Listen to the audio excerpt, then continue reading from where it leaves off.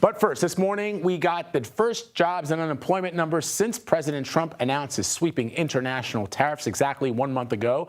The U.S. added 177,000 jobs, which was better than expected. Here's a live look at the markets, which had been seeing steady gains over the past few weeks. That's despite this week's GDP report showing the U.S. economy shrank for the first time in years. So joining us live from the New York Stock Exchange is CBS News Money Watch correspondent Kelly O'Grady. Kelly, break down the report for us. You'd sort of signaled this to me yesterday that we had already seen some good job numbers over the past couple of quarters and that we potentially could see them be what we saw today. Yeah, that's right. I mean, you said it. This was better than expected. We were expecting right around 135,000. We got 177,000. There were some revisions to March's report. Remember, that was a big monster beat of over 200,000 jobs. But even with those revisions, it was still strong. It was still within the 12-month average. And when you kind of look at where the growth is coming from, a couple of things stood out to me. Healthcare has remained a very strong sector. We added 51,000 jobs in April. And then there are a couple of sectors that could take a hit in the future with tariffs. So warehousing and transportation, that added 29,000 jobs. Think about it. We saw in those GDP numbers, a lot of imports were coming into the country. Companies were stockpiling. You saw that warehousing number increase. That might not be sustainable. Also, leisure and hospitality saw a bump at 24,000. Then you also think about what we saw from Airbnb this week. They warned of lower demand from the consumer. We've heard from airlines that we could see a dip this summer in people getting out, spending money, maybe pulling back.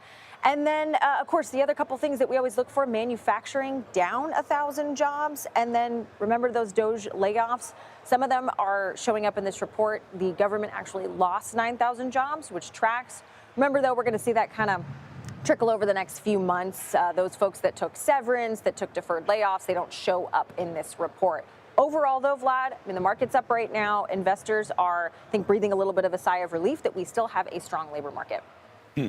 All right, so let's talk about what the numbers could potentially tell us about the president's tariffs. Would we see that reflected in a jobs report? So think about this. This is April. This is when the big tariff announcements happened, the White House's reciprocal tariffs, and then sort of just all this back and forth. The numbers here don't reflect that businesses are slowing down yet, that they aren't hiring, that they're doing mass layoffs. Anecdotally, Vlad, though, I mean, we do know from talking to small businesses, from listening to corporate earnings calls, that companies are entering a wait-and-see mode. So, yes, this is a good report, but there's sort of an asterisk for me as I was reading it that there's a lot of different places where you could see pullback over these next few months if we don't get trade deals. And I will highlight this week, we got a couple of other labor market reports. We saw jobless claims jump, surge. That means more people filing for unemployment last week. And then we also saw that people are taking longer to find a job if they're laid off. So, not cause for panic yet, but a little bit of cracks. So that's why I'm looking forward to seeing those next few months come in, especially if we don't get any trade deals. Yeah. All right. We'll be watching Kelly O'Grady live for us at the New York Stock Exchange instead of Studio 55. Kelly, always great to see you. All right. Let's bring in CBS News White House correspondent Willie James Inman, who is traveling with the president in West Palm Beach, Florida. So, Willie James, how is the administration responding to the jobs report? Hey there, Vlad. Good to be with you from a rainy West Palm Beach, Florida. Well, the White House is celebrating this jobs report with the U.S. adding some 177,000 jobs. In fact, we just got a statement from the White House press secretary. She says in the statement, she says, this is the second month in a row where the jobs report has beat expectations. And she goes on to say that we are continuing to rise and the labor force participation is increasing. The labor secretary, I'll point out, essentially said that celebrated President Trump's call and move to bring investment back to the United States. Remember, the White House has oftentimes talked about that investment from tech companies like Apple and others that would bring about perhaps thousands of jobs down the road. But as Kelly pointed out perfectly, we have yet to see how the tariffs will affect the job market. But for now, the White House is celebrating this news with 177,000 jobs added last month. So as you know, Willie James, Trump posted on Truth Social this morning saying that he's taking away Harvard's tax-exempt status. Break that down for us.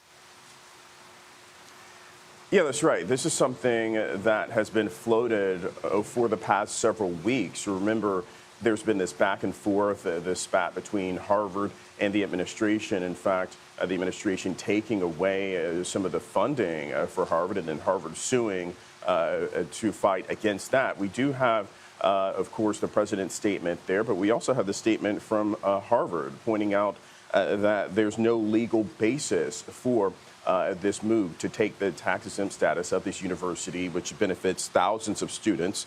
They go on to say it's such an unprecedented action and it would endanger our ability to carry out our educational mission. I'll point out that some 2 million organizations across the United States, churches and nonprofit organizations, universities included in that, receive that tax-exempt status. But the White House says that this move would be separate from the president's goal, that the IRS would independently review this status. It remains unclear what legal basis the White House or the administration is using to remove this status from Harvard. But it's certainly a fight that Harvard probably will perhaps pursue in the legal avenue with a type of lawsuit down the road, though, Vlad. All right, and finally, Willie James, let's talk about the news we first reported yesterday. National Security Advisor Mike Waltz is out in that role. He's now being nominated as UN ambassador. If the president isn't happy with you, why the soft landing? Yeah, well, the situation is that Mike Waltz, the now outgoing National Security Advisor, is highly respected by the president and some others within the administration. That's why he wasn't ousted. He wasn't escorted out of the building. He got picked for this, I guess you could say, a high-profile position to be a UN ambassador. That certainly would require Senate approval, though. But it really speaks volumes about how well-liked Mike Waltz is by the president and those close to him. But still, nonetheless, he fell out of favor, at least a little bit, though, after that Signal chat where he inadvertently added a journalist to that chat where sensitive military information about a strike against the Houthis was discussed. That, of course, happened several weeks ago. But still, nonetheless, the White House moving forward with this nomination. In the interim, at least, Marco Rubio, the Secretary of State, can add another title to his job role, where he will be serving as the National Security Advisor on top of other roles, including his job as Secretary of State. Vlad. All right, Willie James Inman, thank you very much. Appreciate you.